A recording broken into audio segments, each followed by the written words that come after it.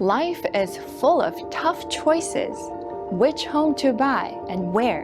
Go to college or pick up a trade? Place your loved ones in a care facility or care for them at home? Many of us have to make these choices, but some, believe it or not, say they're given the choice to stay in heaven or return to a dying body. Why would anyone want to come back to this world, leaving a place so wonderful, so peaceful, closer to God, as some would describe it? Anita Moorjani, author, speaker, and near-death experiencer, has an answer to that question. I'm Sue Biamba, and this is Mysteries of Life.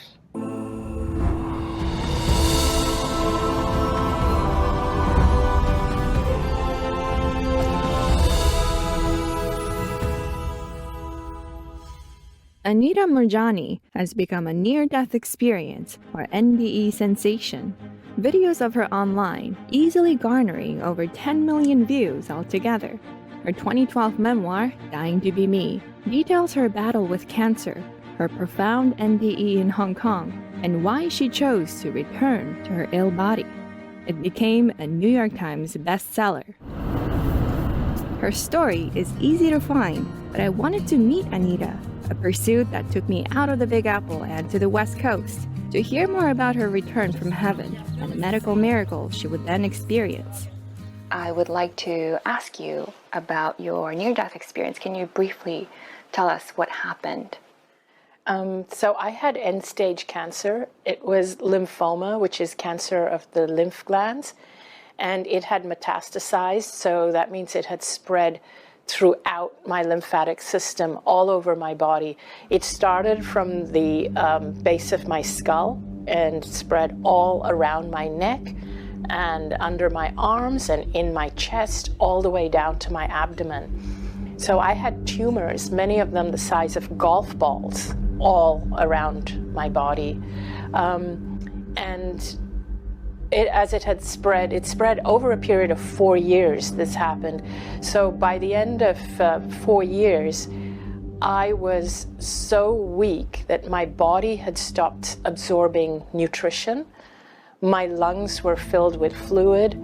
I had these open skin lesions where toxins were coming out of my skin, and I weighed about 85 pounds. I was like a skeleton, but because my lungs were filled with fluid, if I lay flat, I would be choking on my own fluid. So I was in so much pain, and I feared everything. Like, I feared the cancer. I was fearing the treatment. I was fearing death. So life was really, really uncomfortable. I was in so much pain and so much discomfort. And I was fighting. I had been fighting for 4 years, fighting for my life, fighting to stay alive. But on the night of February the 1st, 2006, I stopped fighting. Anita says she had realized that the cancer outmatched her, that even death couldn't be worse than the disease. There are no images of Anita in her worst state. What she could show me were photographs taken before the disease peaked. This is on one of my birthdays with me and Danny. So here you get an idea of how skinny I was, but I was actually even worse than this when I refused to have photos taken of me. I couldn't even stand up, and I was connected to tubes, and so this is not even me at my worst. Were you skinnier? Even skinnier. As it got worse and worse, it got very, very uncomfortable. I was always gasping for air. I just couldn't get enough air in my lungs. And even if I would lie down, it felt as if I was choking. So my head would have to be propped up, and so that I would have clear airwaves, but still, it always felt like I just wasn't getting enough air. It was so uncomfortable. Just a day after Anita had given up the fight in her heart, she didn't wake up, going into a coma. Anita says her husband Danny, who was caring for her at home, was frantic, taking her to the hospital. Doctors gave Danny terrible news. Anita's organs were shutting down one by one. Anita would not come back, and it was time to say goodbye, the doctor said. But unbeknownst to everybody around me, even though my physical body was in a coma, I was aware of everything that was happening around me.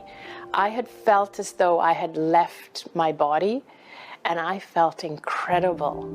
I felt really light, and I felt free, and all the pain was gone, and the fear was gone. I don't remember ever feeling this way, ever, not in my physical life. And I felt a feeling of like being bathed in a sensation of what I call unconditional love. It was just a sensation of pure and divine love. I was just bathed in that feeling, and it just felt really, really incredible. For the first time, I felt I didn't even have to prove myself to be deserving or worthy of the love. I was loved just because I existed. I was surrounded by beings. I call them spiritual beings. Some of them I recognize from this life. One of them was my dad, who had died 10 years prior. Another one was my best friend, who had died 2 years prior from cancer. And it was as if they were there to greet me. I felt that I was in this state of clarity where I understood why I was here. I actually understood why I had got sick, and I understood how it was that I came to be lying on that hospital bed that day, dying. I understood how all the thoughts and decisions and choices I had made through my life had led me to that point. Anita says that eventually, in this mystical, painless world where she no longer was the victim of a disease, she felt as though she had a choice to make: return to her body or stay in paradise. I didn't want to come back. Fair enough. But before any decision was made, spiritual beings and her father, who was in that dimension with her, had something to tell her. They were all encouraging me to come back. They were telling me, particularly my dad was telling me that your work isn't done yet. You haven't fulfilled your purpose yet. And you still have things to do, and it's not your time. That was the main thing. They said it was not your time. But I didn't feel they were forcing me. I felt it was still my choice. But I also felt that they were encouraging me to come back, and it was like if I didn't come back, I would be missing out on something. And it felt like I had wanted to come here to accomplish certain things, to fulfill certain intentions, and I hadn't fulfilled them yet. But I was still hesitant because I didn't want to come back into a sick and dying body. And then I realized that now that I understood why I had got sick, I was going to get the opportunity to actually reverse that. I was going to get an opportunity to heal those reasons. And what I understood was that now that I know the reasons, and now that I know what it is that I need to come back and do and be, that my body would heal very, very quickly. And it was with that understanding that I made the choice to come back. And when I made that choice, I heard my dad say to me, now that you know the truth, go back and live your life fearlessly. What happened to Anita after that was nothing short of a miracle. A day later, as her body lay on the hospital bed in a coma, her consciousness returned, and those golf ball-sized tumors would disappear within weeks, she says. This was very shortly after, and I went out for dinner with my mom and my brother. That was on my birthday, and then this is like a couple of months later after my hair started growing back. So this is after coming out of hospital, after a few months. As I got stronger and stronger. And this one was taken about 9 months later, 9 months after the near-death experience. And people would see me and they would get really shocked. They were like, we thought you were dying. So, wow. You look absolutely like you look like nothing happened to you at all. I was so happy and elated because I felt so connected to this other world. And I just wanted everybody to know what awaits them. I was euphoric. It was a very, very happy time for me. So what just happened to Anita? What caused the rapid recovery? In Dying to Be Me, Anita writes about an oncologist named Dr. Peter Koh who contacted her, interested in her case, and read her medical report. He said, "Whichever way I look at it, you should be dead." Dr. Koh gave a summary of her case, saying she was released from the ICU a few days after awakening from her near-death experience.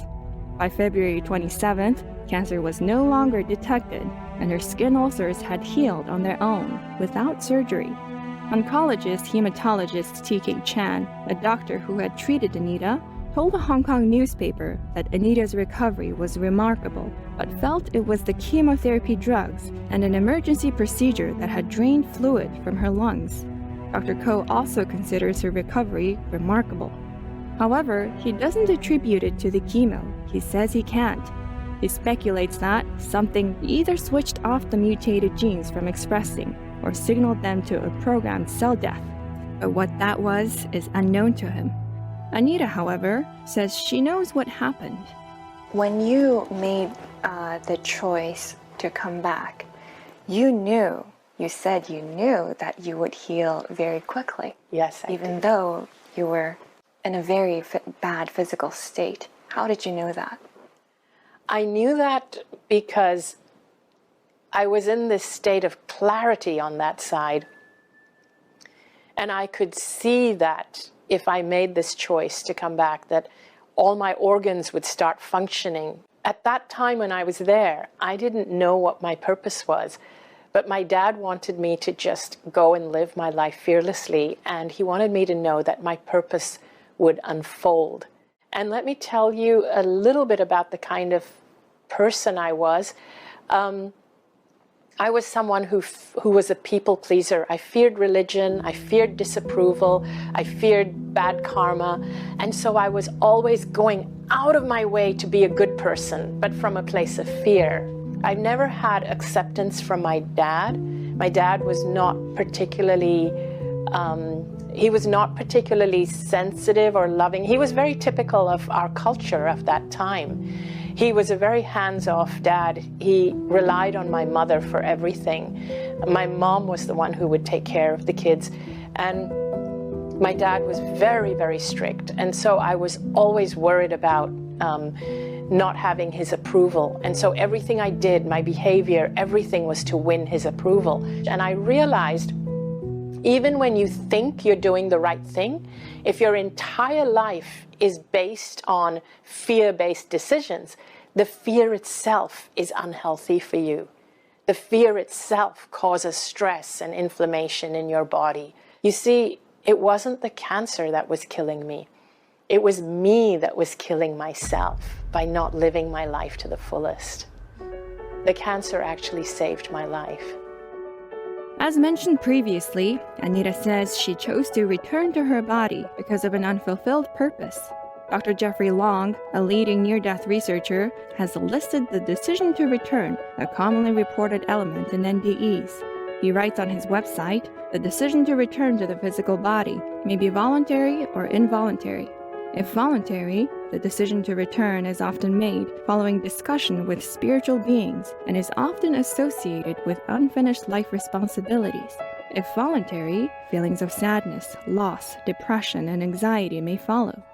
Despite cases of negative emotions following an involuntary return, Dr. Long says people typically experience positive changes in their lives after the NDEs, finding life more meaningful and significant. Another case of a positive return is that of author and NDEer Jeffrey Olson. In the previous episode, he described to us a terrible car accident he and his family were in. His wife and one of his sons died. But during his NDE, he had a discussion with his deceased wife, gorgeous and radiant, out of her body. She was communicating to me and saying, Jeff, you can't stay, you've got to go back. And we literally had a conversation We had a conversation about if I stayed with her, Spencer would be orphaned. I knew that Griffin had passed, and he was not in this exchange. It was just she and I. But we literally made a choice. We made the decision that I would go back. And we have no idea how powerful our thoughts are.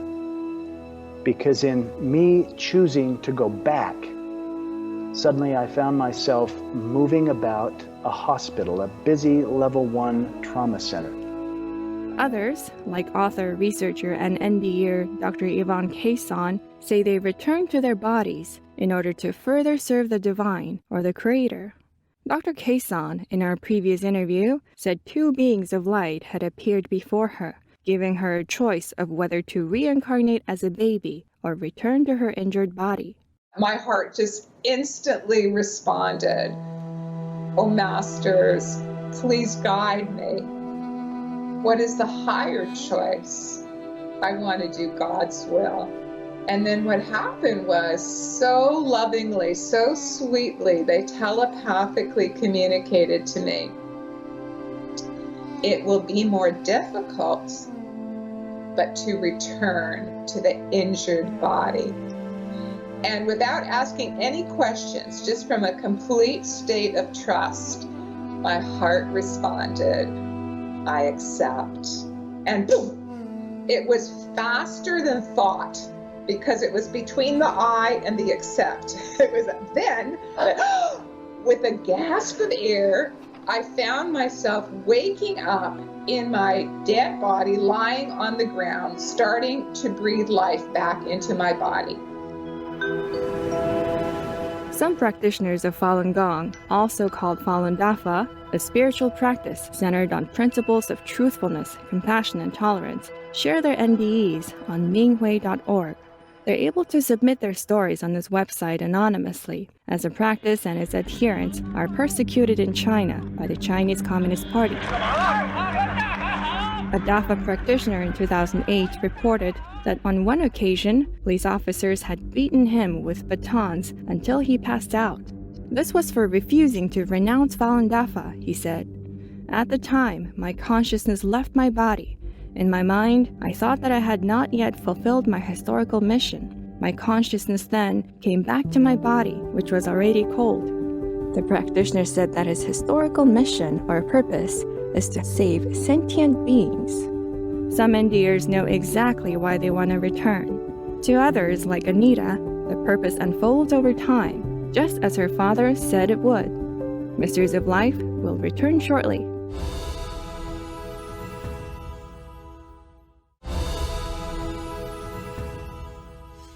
We live in a fear-based world. I understood that really my illness was caused by fear. It was caused by fear of everything, fear of not being good enough, fear of being disliked, fear of disappointing people, fear of failing, fear of cancer. I had tremendous fear of cancer. So every decision I made in my life came from a place of fear. In other words, I make this choice because I'm afraid of making the wrong choice, instead of making a decision from a place of love and passion and joy. Over time, I realized that my purpose is actually to alleviate fear in people. One of the biggest fears that people have is fear of the afterlife. And I want people to know that they don't have to fear the afterlife, because I think that this fear of the afterlife drives a lot of people's behaviors here in this life. And it makes them live an unfulfilled life, having this fear. I believe that when we're born, we're actually born with full knowledge, but it gets conditioned out of us during our lives. We're born fearless. We're born knowing that we're connected, but it gets conditioned out of us. And I feel that what I learned on the other side, I just have this drive to share with people that your lives would be so much better if you knew this. And that's why I have this determination to share it with people, because I think it would make them happier and healthier. Dr. Brian Walker, who was Anita's family doctor when she had the NDE, has said that Anita's case proposes a challenge to the whole of medical society. He goes on to say about her condition, there's this impossible cancer which suddenly resolves, and if you're not asking the question why, then you're not dealing with the real problem. The sciences have come to accept that emotional stress and thoughts can contribute to health problems. In fact, research is finding potential links between stress and cancer. Some studies have even concluded that stress may be able to worsen cancer, which supports Anita's message of what fear did to her. And how do you live in such a way that you are not living in fear?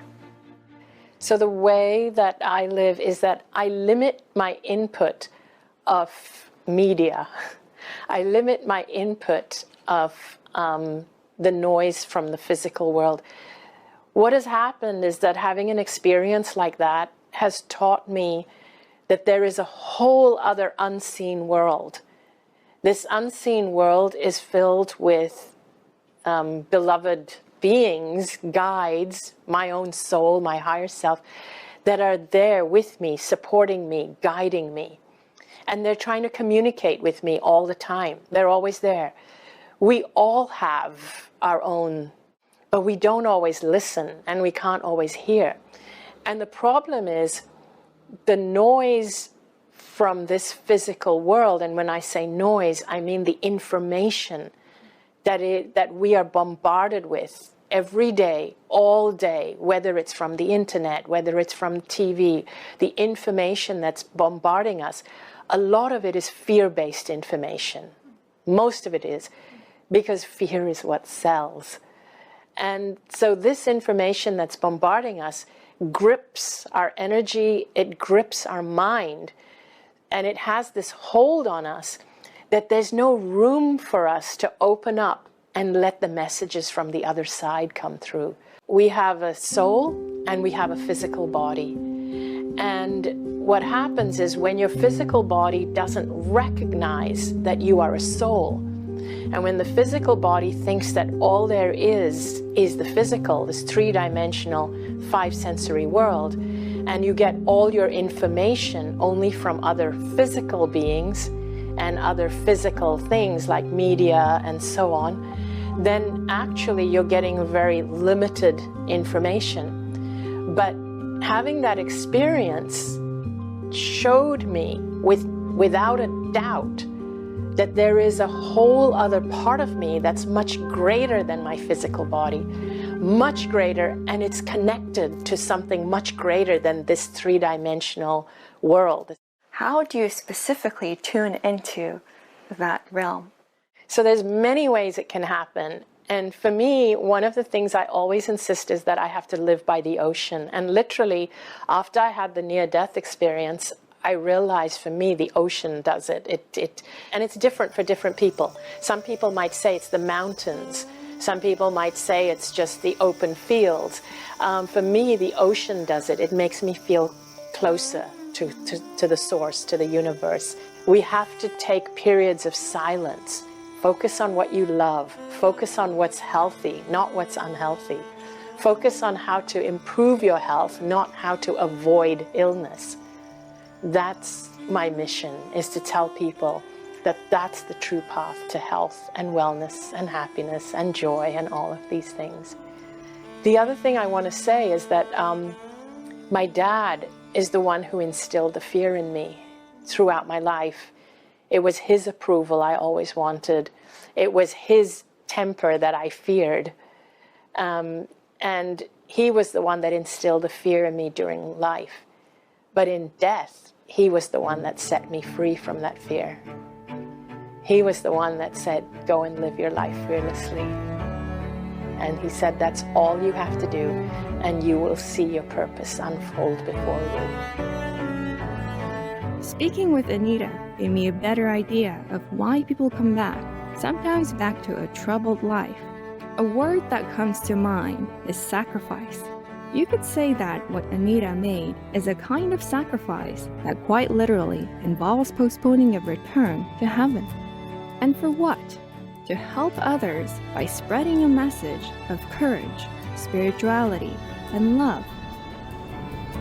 I think my trip out west has already been a success, but I've got more stops to make here. Anita has now had multiple books published. The latest one is called Sensitive is the New Strong: The Power of Empaths in an Increasingly Harsh World. It's been great having you with us. We've still got big questions, so we hope to see you next time on Mysteries of Life.